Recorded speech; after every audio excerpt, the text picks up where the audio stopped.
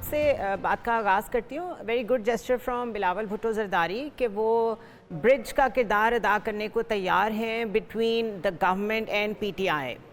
But given the scenario that we are in, کافی grave differences ہیں, اور صرف گورنمنٹ کے ساتھ ہی نہیں ہیں, ان کے تو ڈفرینسز اسٹیبلشمنٹ کے ساتھ بھی ہیں.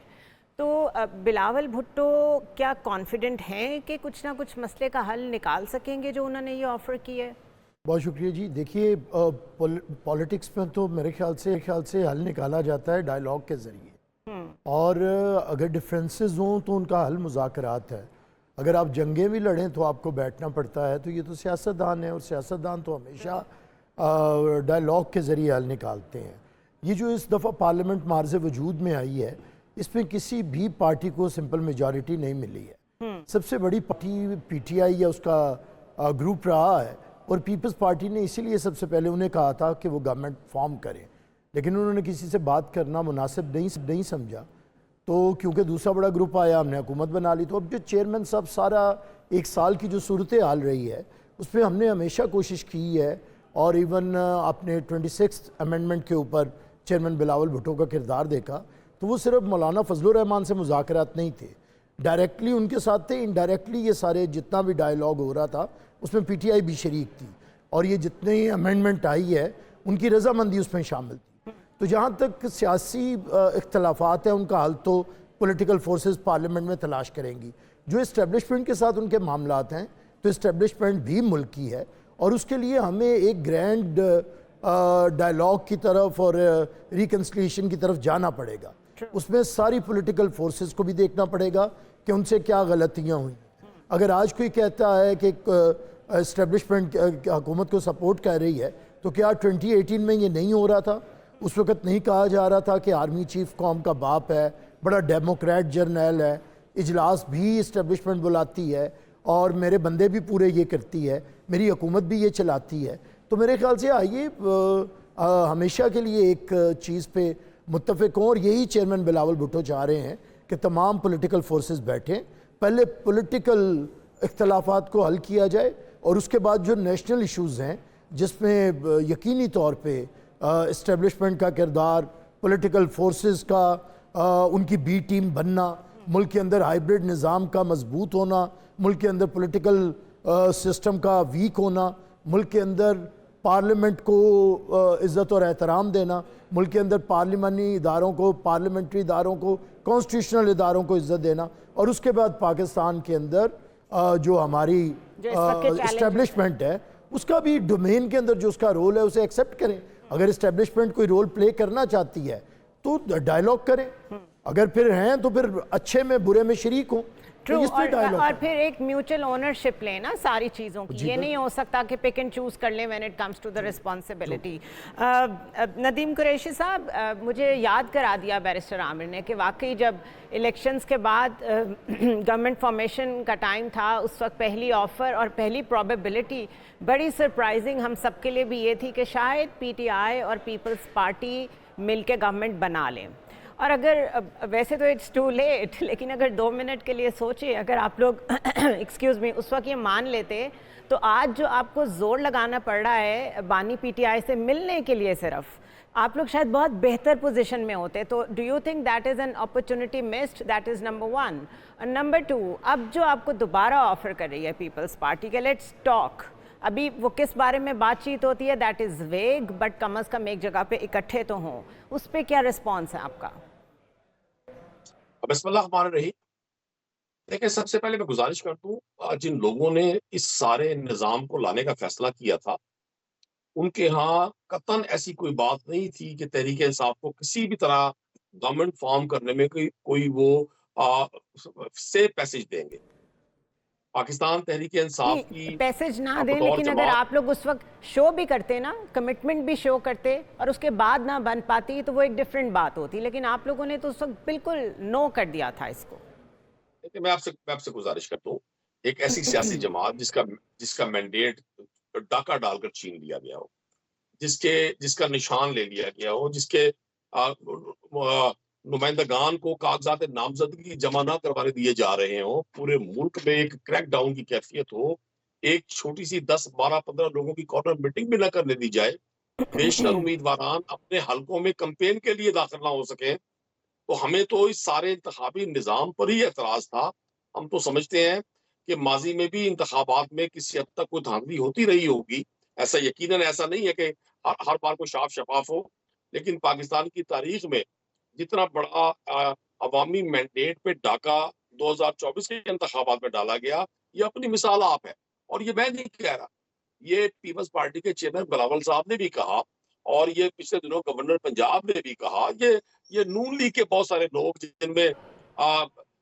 جو سینئر ان کی لیڈرشپ ہے، جو بھلے آج ان سے اختلافات میں ہیں، آصف کرمانی صاحب ہوں یا دیگر لوگ، جاوید لطیف صاحب ہوں، آپ جس کو سنیں گے وہ یہی کہے گا، یہی انتخابات تو اس کا بلکہ مطلب ہے ایک کہ جگہ دونوں پر سائیڈز پہ ایسے لوگ موجود ہیں جو آنیسٹ اوپینینز رکھتے ہیں، لیٹس پٹ اٹ دس وے۔ اگر آپ سارے لوگ مل جائیں، بات چیت کے لیے تیار ہو جائیں تو ایک وے فارورڈ بن سکتا ہے۔ بٹ میں یہ کہنے کی کوشش کر رہی ہوں کہ آپ لوگ یہ بات تو بارہا کہتے ہیں، ہر ڈیبیٹ میں 50% آرگومنٹ یہی ہوتا ہے کہ بہت زیادتی ہوئی، دھاندلی ہوئی، یہ بات صحیح ہے، بٹ اب موو آن کرنے کے لیے کیا کرنا ہے؟ What is the strategy? دیکھیں، میں آج بھی سمجھتا ہوں بلاول زرداری صاحب نے جو یہ بیڑا اٹھایا ہے، میں اسے بڑا خوش آئند سمجھتا ہوں۔ میں بالکل کلیئر ہوں اس بات پر کہ جمہوری طاقتوں کو، ساری ڈیموکریٹک فورسز کو اکٹھا ہونا پڑے گا اگر ہم سمجھتے ہیں کہ ہم نے کانسٹیٹیوشن کے مطابق پاکستان کو چلانا ہے، تاکہ یہ جو مختلف ہمارے جیسے بلوچستان سے ایک آواز ہمیشہ اٹھتی ہے کہ جی ہم احساس محرومی کا شکار ہیں، اور بہت حد تک ان کی بات ٹھیک بھی ہے۔ اگر ہم صرف کانسٹیٹیوشن کو فالو کریں اور ہم پارلیمان کو مضبوط کر لیں اور سب لوگ اپنی اداؤں کی خول سے باہر آئیں، ایک گرینڈ ڈائیلاگ کی طرف بڑھیں، ماضی کو دفن کرتے ہوئے آگے بڑھیں۔ اور میں آج بھی سمجھتا ہوں پیپلز پارٹی کا جو ماضی رہا ہے، وہ ذوالفقار علی بھٹو ہوں، بے نظیر بھٹو صاحبہ ہوں، وہ ایک بڑا ڈیموکریٹک اور اور انہوں نے بڑی عوام پرائز کی پے کی ہے اس پالیٹکس کی، کی بہت بڑی پرائز یہ پے کی پرائز ہے۔ پہ یقیناً جب آپ ایک کاز کے لیے اسٹرگل کرتے ہیں تو وہ اس کی قیمت ادا کرنی پڑتی ہے۔ رائٹ۔ اچھا بیرسٹر یہ عامر، آپ کی طرف آتی ہوں دوبارہ سے۔ اس وقت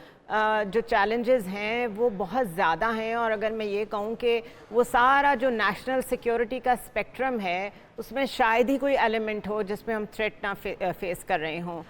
پانی کی کمی دیکھ لیں، کلائمیٹ کا پرابلم دیکھ لیں آپ، اس کے بعد جو ٹیررزم ہو رہا ہے اس کو دیکھ لیں، فوڈ سیکیورٹی دیکھ لیں، ہر چیز جو ہے وہ برنک آف ڈیزاسٹر پہ ہے جسے کہتے ہیں۔ اب یہاں پہ جو سب سے مین انگریڈینٹ ہے that we need to have any strategy, وہ اسٹریٹجی کیا ہے؟ وہ سیکنڈری ہے، وہ یہی ہے کہ سارے اگری تو کریں کہ اس وقت اسٹیٹ نے مل کے چلنا ہے، سارے اسٹیٹ آرگنز نے کنٹریبیوٹ کرنا ہے، اوفینڈ نہیں کرنا کسی فیکٹر کو۔ آپ کے خیال میں پی ٹی آئی کا جو پرابلم ہے کہ ان کے بانی اس وقت جیل میں ہیں اور اس کی وجہ سے وہ ہر چیز سے واک آؤٹ کر جاتے ہیں یا اس میں نہیں بیٹھتے، جیسے نیشنل سیکیورٹی کمیٹی کا اجلاس ہوا وہ اس میں نہیں بیٹھے، کیا اس چیز کا آپ لوگ انر سرکلز میں ڈسکس کرتے ہیں کہ اس کو تھوڑا سا ٹون ڈاؤن کرنے کے لیے گورنمنٹ سے بات کرنی چاہیے کہ آپ لوگ بھی تھوڑی سی لچک دکھائیں تاکہ یہ لوگ بھی مین سٹریم میں آ کے بیٹھ سکیں اور ان چیلنجز کا کوئی حل سوچا جا سکے؟ جی آپ نے بالکل درست فرمایا۔ جو ہماری نیشنل سیکیورٹی ہے اس پہ آپ نے واٹر کرائسس کی بات کی ہے، کلائمیٹ چینج کی بات کی ہے، پاکستان کے اندر دہشت گردی کا فرید دوبارہ سے بڑھ رہا ہے اس کی بات کی ہے، لیکن یہ بدقسمتی ہے کہ ہم لوگوں کے یہ پٹش ایشوز میں ہم لوگ اتنے انوالو رہتے ہیں کہ یہ ڈے ٹو ڈے میٹرز جو ہم نے بنائے ہوئے ہیں، اس نے مجھے یہ کہہ دیا، اس نے یہ اسٹیٹمنٹ دے دی، اس کے اندر یہ سب کچھ نہیں ہو رہا۔ اچھا اب یہ آپ کی جو نیشنل سیکیورٹی ہے اصل میں وہ اس کی جو سب سے زیادہ وہ اس کا تعلق ہے وہ آپ کی پولیٹیکل سٹیبلٹی کے ساتھ۔ اچھا پولیٹیکل سٹیبلٹی کے لیے ہی پارلیمنٹ کو بااختیار ہونا پڑتا ہے، اور پارلیمنٹ صرف یہ نہیں ہے کہ پارلیمنٹ کا سیشن ہوتا ہے، سیشن میں تو اور طرح کی باتیں ہوتی ہیں، اختلافات بھی ہوتے ہیں، احتجاج بھی ہوتے ہیں۔ ایک پارلیمنٹ جو فنکشن کرتا ہے وہ پارلیمنٹری کمیٹیز کے ذریعے کرتا ہے، جس میں گورنمنٹ بھی ہوتی ہے اور اپوزیشن کو بھی بہت سی پارلیمنٹری کمیٹیز کی سربراہیاں ملتی ہیں اور وہی فنکشن کرتے ہیں۔ اچھا اب دیکھیے کہ اگر ہم لوگ ان چیزوں کو دیکھیں، نیشنل سیکیورٹی کو دیکھیں، اب یہ نیشنل سیکیورٹی کے اجلاس کے اوپر جو رویہ رہا پی ٹی آئی کا، اب اسے ہر ہوش مند آدمی نے اسے اچھا نہیں سمجھا۔ اچھا اب یہ اگر کہہ دیا جائے کہ جی ہمارا لیڈر جیل میں ہے تو اس لیے اب کسی ایشو پہ بات ہی نہیں ہو سکتی، تو ابھی قریشی صاحب فرما رہے تھے، آپ نے فرمایا کہ ہم نے پولیٹیکل